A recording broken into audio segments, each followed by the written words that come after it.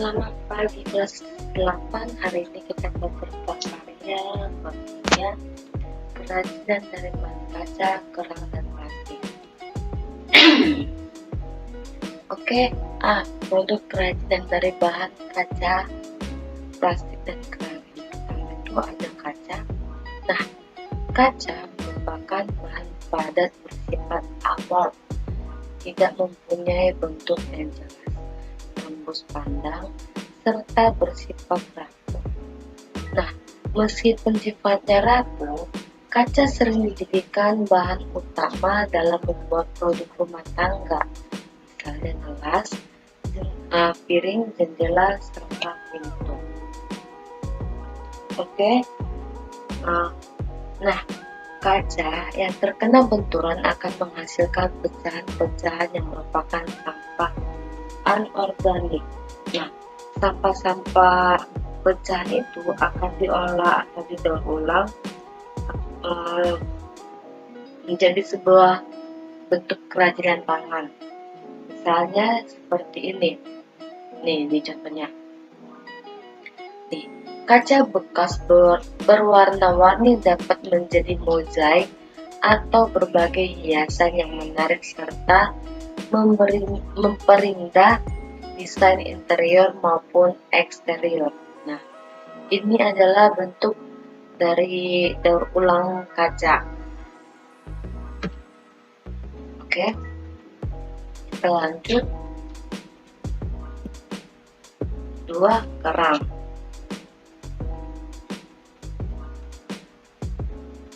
Nah, kerang termasuk hewan air yang hidup dan berkembang biak di laut. Oke. Kerang termasuk hewan bertumbuh lunak dan memiliki sepasang cangkang. Cangkang-cangkangnya itu yang bisa membuka dan menutup karena terhubung jaringan ikat. Oke. Nah, sini kerang memiliki berbagai bentuk yang unik dan warna-warni yang menarik. Itu contoh-contoh bentuk-bentuk kerang ya.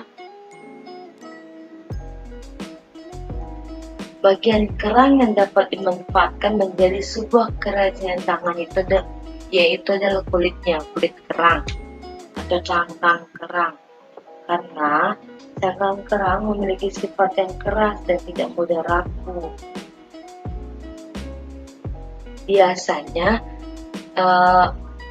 cangkang kerang yang digunakan untuk membuat sebuah kerajinan tangan itu adalah cangkang kerang betina, karena tekstur cangkangnya dia lebih kuat dan kokoh daripada cangkang jantan ya.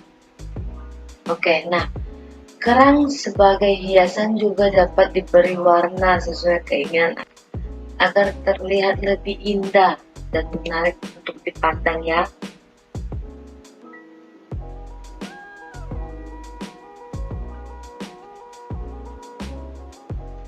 Kerang juga dapat dijadikan ornamen untuk memperindah bentuk suatu benda. Ini misalnya, ini adalah bentuk cangkang yang diolah menjadi sebuah kerajinan tangan. Dan ini juga kerang dapat dibentuk menjadi hewan lain yang unik, misalnya penyu. Nah, ini adalah cangkang kerang, tapi bisa dibentuk menjadi sebuah bentuk hewan lain seperti ini penyu.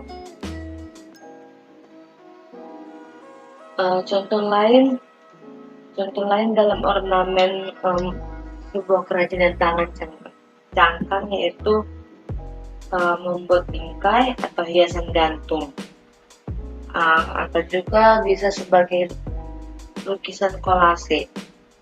Oke, kita lanjut ke plastik. Plastik merupakan sampah paling banyak ditemukan di sekitar lingkungan kita. Hampir semua kemasan produk seperti pewangi pakaian, sabun cair, serta makanan dan minuman dijual di toko-toko itu menggunakan bahan plastik. Oke. Nah, agar tidak menjadi pencemaran lingkungan sampah plastik, sebaiknya sampah plastik didaur ulang. Nah, cara untuk mendaur ulangnya bagaimana? Yaitu dengan cara mengolahnya menjadi karya kerajinan. Jenis plastik yang paling cocok dimanfaatkan itu untuk membuat sebuah kerajinan tangan itu biasanya memiliki kondisi yang cukup tebal, licin, kuat, dan memiliki warna yang menarik. Dan plastik dapat dikonstruksi dengan komponen listrik sehingga menghasilkan bentuk lampu hias yang unik. Ini adalah plastik atau gelas plastik.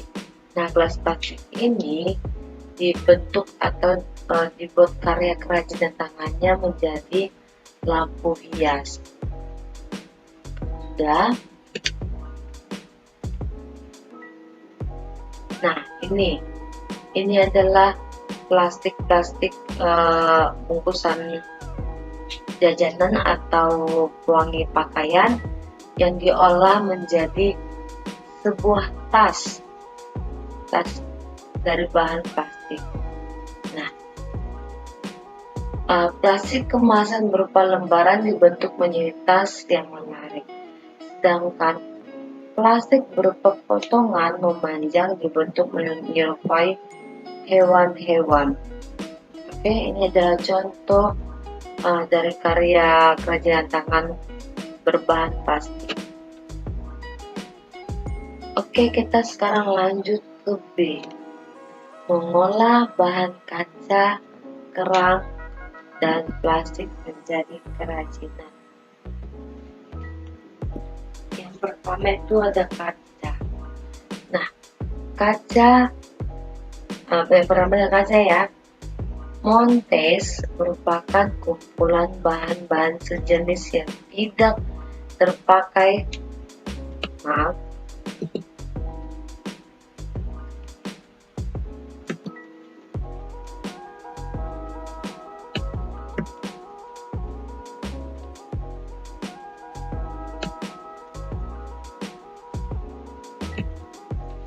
Kita ulang. B. Mengolah bahan kaca, kerang, dan plastik menjadi kerajinan. Yang pertama itu ada kaca. Montes merupakan kumpulan kaca-kaca sejenis yang tidak terpakai untuk ditempelkan pada sebuah bidang datar sehingga menjadi lukisan atau gambar yang menarik. Nah, langkah-langkahnya itu yang pertama itu harus dilakukan memilah berbagai jenis kaca. Oke, kita pilih-pilih dulu kaca yang sesuai atau yang dapat kita gunakan, kemudian dibersihkan menggunakan air bersabun dan dikeringkan.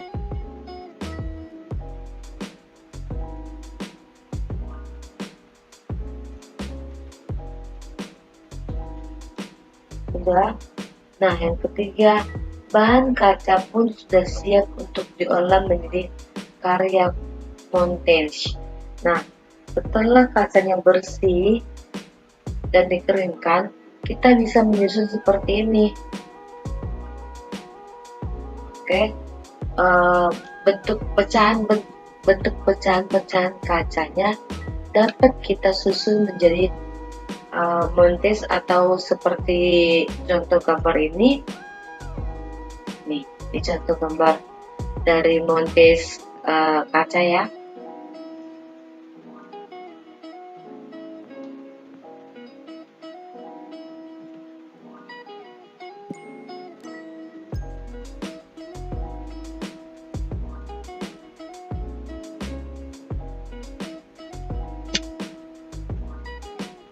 Oke, kita lanjut ke kerang. Nah, memproduksi kerajinan dengan bahan kerang membutuhkan peralatan yang tidak begitu rumit. Nah, bahan pendukung yang digunakan adalah kawat kecil dan cat pernis. Alat yang diperlukan adalah lem tembak, pisau, board kecil, dan kuas. Nah, untuk lebih jelasnya, kalian buka buku kalian bab 3 ya, bab 3. Di situ sudah dijelaskan alat dan bahannya, dan kalian juga bisa baca-baca, oke? Nah, prosedur membersihkan cangkang kerang yaitu pertama, bersihkan lumpur dan kotoran yang menempel pada cangkang kerang. Yang kedua, pilih dan pilahlah cangkang kerang yang masih kuat dan tidak mudah pecah atau rusak. Gunanya agar karya kerajinan kita itu bisa bertahan lama, gitu. Agar dia kokoh, gitu ya. Yang ketiga, rendamlah cangkang kerang tersebut ke dalam ember yang telah diisi air dan diberi pemutih pakaian. Itu berfungsi untuk kotoran-kotoran yang ada pada cangkang, baik itu yang di dalam yang menempel di dalam cangkang, akan keluar jika kita merendamnya, merendam cangkangnya itu. Yang keempat, sikatlah kotoran yang masih tersisa pada cangkang, kemudian bilaslah pada permukaan air yang lebih bersih. Gunanya yaitu setiap cangkang kan memiliki kotoran bandal gitu, kotoran yang susah untuk hilang. Nah, gunanya kita menyikat cangkangnya agar kotoran yang menempel hilang gitu, dan kita bersihkan dengan air bersih sampai kerang cangkang itu benar-benar bersih. Nah, setelah bersih kita lanjut ke tahap 5, yaitu menjemur cangkang di bawah sinar matahari agar cangkangnya cepat kering gitu ya. Nah, ini alat yang digunakan dan bahan pendukungnya. Oke, ini contoh karya kerajinan tangan, bahannya dari kerang ya. Ini dia berbentuk bingkai foto. Kerang yang ditempel menjadi ornamen unik seperti pada figuran, dan kerang yang dirangkai menjadi benda menarik seperti kalung. Ini bisa jadi mainan tas atau mainan kunci dari kerang. Dan ini adalah bingkai. Oke. Nah, kita lanjut yang ketiga, plastik. Tahap awal pengolahan plastik dimulai dengan membersihkan, gitu ya. Kenapa? Karena sampah-sampah plastik banyak yang berserakan di tempat sampah. Nah, kita pertama membersihkan dulu agar kotoran yang menempel terbuang gitu ya, agar plastiknya bersih. Lalu dicuci dengan deterjen agar noda-nodanya hilang gitu. Agar noda-nodanya hilang dan tidak ada yang menempel di plastik tersebut.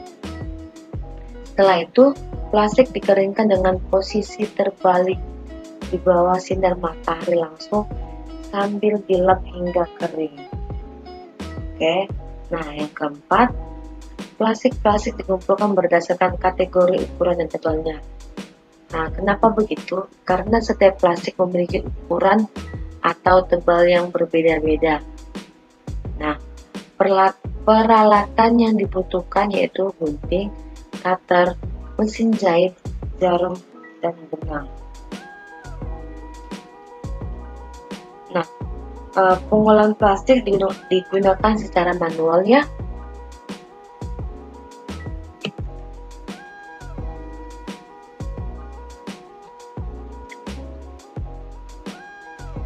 Nah, ini adalah contoh-contoh karya kerajinan tangan yang bahan utamanya itu dari plastik.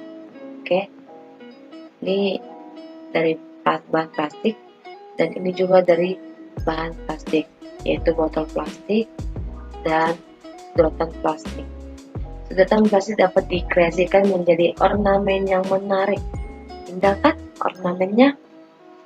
Sedangkan botol plastik digunakan sebagai pot gantung. Nah, daripada kalian membuang botol plastik, mending kalian buat menjadi sebuah kerajinan tangan agar lebih bermanfaat daripada kalian buang sampah, ujung-ujungnya akan menjadi banjir ya. Nah, yang C, kemasan produk kerajinan dari bahan kaca, kerang, dan plastik. Yang pertama, kemasan kerajinan dari bahan kaca, kerang, dan plastik perlu diperhatikan oleh perajin sekaligus wirausaha. Yang kedua, adapun bahan dasar dari kemasan itu sendiri sangat bervariasi, seperti plastik, kayu, serat alam, kardus, kaca, mika, dan sebagainya. Nilai suatu produk menjadi tinggi jika dikemas dengan menarik. Nah, kalian juga bisa membaca buku kalender 3. Di situ juga ada penjelasannya. Selain yang Miss jelaskan ini, ada banyak contoh-contoh lain di buku itu. Kalian bisa baca-baca, kalian bisa pelajari agar lebih paham juga ya. Oke, pertemuan kita untuk prakarya di bab 3 cukup sampai di sini. Untuk lebih lanjutnya boleh tanya-tanya Miss, boleh japri Miss. Sekian, sampai ketemu di pertemuan selanjutnya. Salam sehat.